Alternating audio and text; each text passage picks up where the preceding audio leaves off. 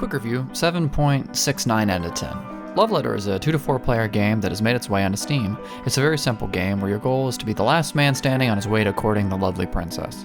All of this is card based of course, and each card has individual rules for how it interacts with the board state and other players.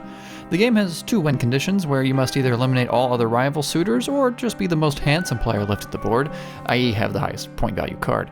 Now, on the elimination part of the game, there are 2 ways you can knock a player out. The most obvious mechanic is using the guard card, which is the most abundant in the deck and has 5 total instances.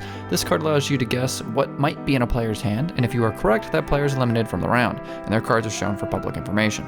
There is also the Baron, where you have a fantastic duel to the death, the winner being the person with the highest card in their hand, and finally, you might also knock someone out by having them discard the princess herself, the one you're trying to woo. All in all, there are not that many cards to memorize in the game. That's about it. There's a couple in between, so it's very easy to pick up. One thing I find very funny about Love Letter is that I think it's actually very similar to Hearts, the card game, in that having the princess, in this case it would be the Queen of Spades, is actually quite dangerous, even though the point of the game is to woo her, and holding her until the end is a sure victory. And the whole public information part of this game is quite important because Love Letter is a game about imperfect knowledge. As the game moves forward and the cards are played, more and more of the possibilities are solidified. You are able to make more accurate guesses about what your opponents might have in their hand, and therefore you might be able to knock them out. There's one caveat, of course. There's one card that's left out of the deck on purpose at the beginning of every round, so that adds just a hair of mystery to what could remain.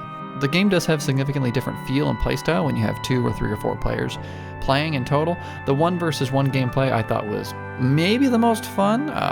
It has a very Princess Bride Sicilian match kind of feel to it a lot of the time. However, you're much more likely to be eliminated accidentally based on how some cards interact with each other and their combinations.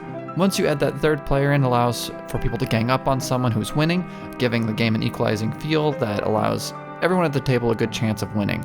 And the full 4-player complement is just like the 3, but slightly more complex until someone dies off. Other than what you've already seen, there's not a whole lot else to the game. And since this is an Asmodee game, published by them, it has that crayon grease-like feel that many of their games have. I mean, for example, take a look at this options menu. It's more barren than Sahara Desert, and less useful than an extra anus on the back of your knee.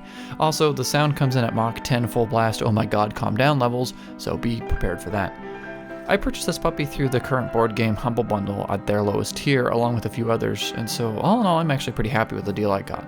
I think there's a few days remaining on it as of posting of this video, so if you're in a mood for some easy peasy lemon squeezy gameplay with friends on the cheap, this is a good game that'll get you about an hour of fun, and then you can probably play it a couple times throughout the year and be fairly happy.